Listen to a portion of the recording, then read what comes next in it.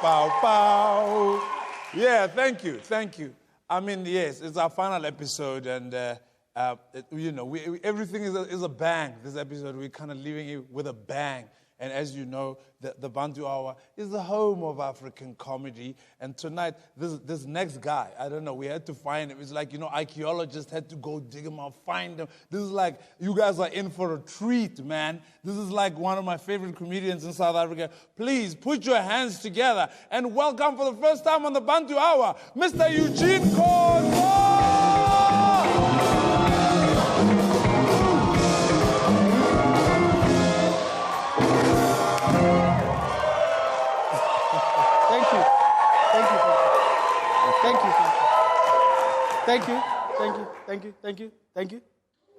Thank you.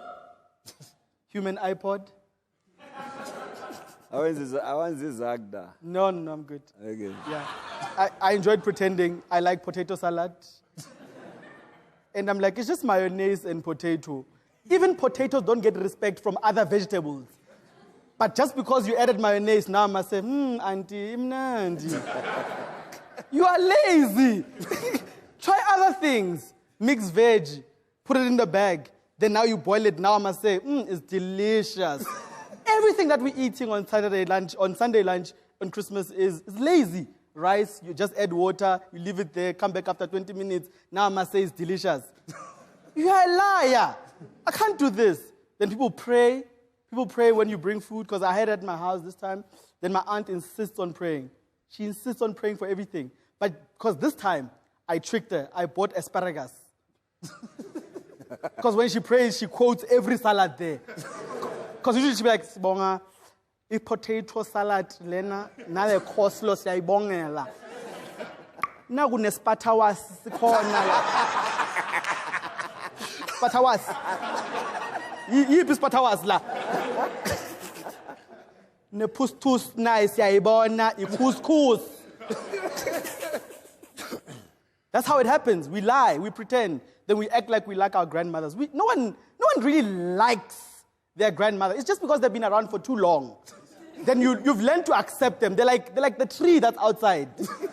When you have to rake the leaves, you're like, But in summer, you're like, yeah, man. That's what grandmothers are for, advice. But since Google, you don't need them much. Because there's not much that they know. Grandmothers know the things that their friends told them. And because their friends are dead, we can't go and ask them if it's true or not. Because when someone says, hey, ngenkati zethu, it's katbani. Was it after 12 or before? What time is this in my time? Then they're always smelling of rap. You're like, where do they make rap? With leftovers of bacon fat, what? Rap, then she's always smearing rap and drinking tea. Because all people think tea heals. You're like, tea is not a time machine, Coco. It's a beverage of leisure. It's a beverage of lazy people. They used to drink it just because they were passing time. In countries where it's too hot, they drink tea to pass time. What's your excuse? Then they always have the same threat. You'll miss me when I'm dead. I'm like, but we haven't had the chance, eh? We haven't literally had the chance to see if we'll really miss you. So one Christmas, me and my cousins dug a hole at the back and said, Coco, we want you to see how much we'll miss you. Just jump in for 5 minutes. And all people think they're special because whenever they can't answer something, they pretend they can't hear. Like when you ask them a difficult question, Coco, what killed the ancient Mayans? Eh? Ancient Mayans. Eh? Now they can't hear. But when the TV is on 1 and they want to sleep, now it's too loud. You're like, we are actor when. Put that rap in your ears then. My mother never allowed us to eat nice things, and that was a side effect of poverty. She never wanted us to get used to the real things, like real custard. She never wanted us to taste real custard because she thought we would turn on her and go get adopted by white people. I don't know. But she denied us custard because my mom was very inconsistent in what she thought was good. Like, for example, when she made custard, she made it runny, depending on what was available in the fridge. So if there was too much milk and not enough custard, it's runny. But if there's too much custard, now it's pap custard. Now you're like, what's going on here? The jelly is running away from the custard. Because it's like, no one now we're Then sometimes there'll be half boxes of cherry and apple. Then she'll mix them together and there'll be some weird jelly color. He jelly poverty. Then she would insist on making KFC. I didn't understand the whole making of KFC thing. I'm like, you can't make Kentucky Fried. There's spices that are secret and original. Just because you added curry and milli-meal. Then we ate it. Then we were like, I've never seen a piece like this. There's a neck part. A neck part with hair. It's done. The last straw was when we saw a spaghetti advert. We saw spaghetti and meatballs. That was the end of our reality in life. When my mom said, Nifuni spaghetti.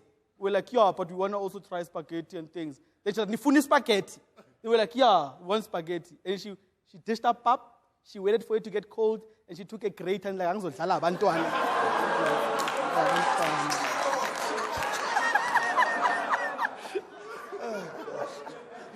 Angizodlala abantwana. It's done. Spaghetti nas. Thank you very much. You guys are great.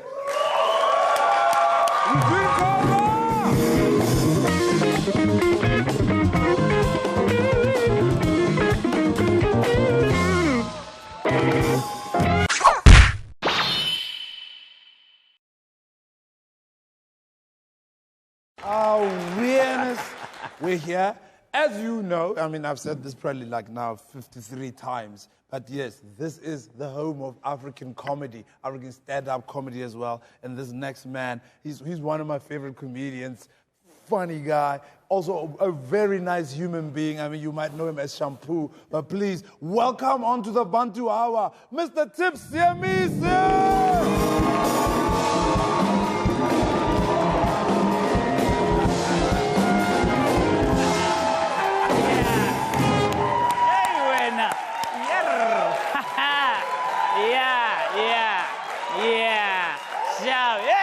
I'm so happy. Give it up for Hardeni. Give it up for Hardeni. I'm very happy. This is a dream come true for you.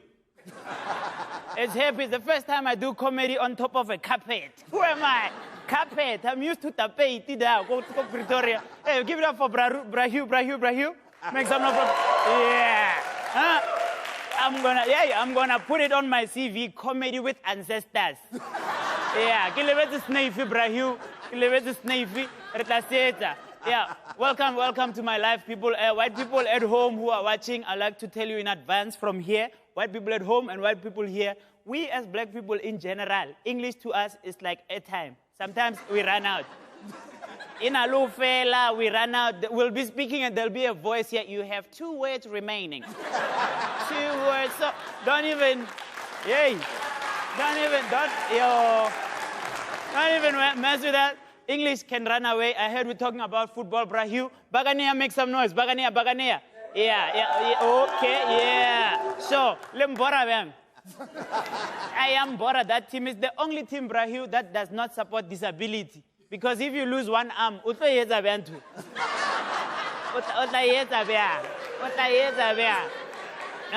opala. I was talking to white people that, you know what, English has been killing us for years. I have a friend who's been working for white people for 15 years. He doesn't know English. The white people at work don't know that he doesn't know English. So he's smart. He makes sure when the white people speak to him, he answers while going somewhere. You understand? When you're like, hey, Stan, how you doing? Oh, I'm pretty scratching rice, make sure. Questioning or questions out. Crap, quick, smart. Make sure, Joe. Don't be tricked by English, Joe. I have never been tricked by English, but black people, you are Lambora, you bore me, because you, black people, one problem I have with you, the richer you get, the whiter you become. You start doing white things, Joe. Since when did you, black people, start reading your kids' bedtime stories? Since when? And I insist, oh my God, read it to him. It's his favorite. It's his favorite. If it's his favorite, this kid won't sleep, Joe. You should do as we always did, Joe. Scare this kid. Read him a Zulu Bible. Kid will be, Papa, what is Ungulungulu? Sleep, man. Sleep, Joe. You can't abandon your roots. Like, for example, Zulu girls who've been to model steel schools for so long. Let me tell you, Sam. Then you think you're not Zulu anymore. Let me tell you. Zuluness is a life sentence. You are Zulu every day. There's nothing you can do. You can twang and twang and twang. Your Zuluness will creep in. You know, you'll be there. Oh my God, I don't know what's happening. There, your Zuluness will come. Wow, this world. Where my Zulu is a life sentence. I knew Zulu people were in charge in this world. Because I was using a GPS, and a GPS was directing me, like, go straight, turn left, go right. And then we got to Hillbrow, just saw the picture of a guy like this, like, go back. Go back. I'm like, this is a white GPS. His name is Tom Tom. So I went to buy a Zulu one, straight to the point, a jabu jab. Doesn't play that one. It doesn't play. Straight to the point. Ham, baba, ham, ham, ham, ham, ham. I get to a stop sign. Umelen, baba. Go back. I took a left before it out. So I hasn't there again. What's your pap? We'll continue with this in Pretoria. My name is Thapelo Tips.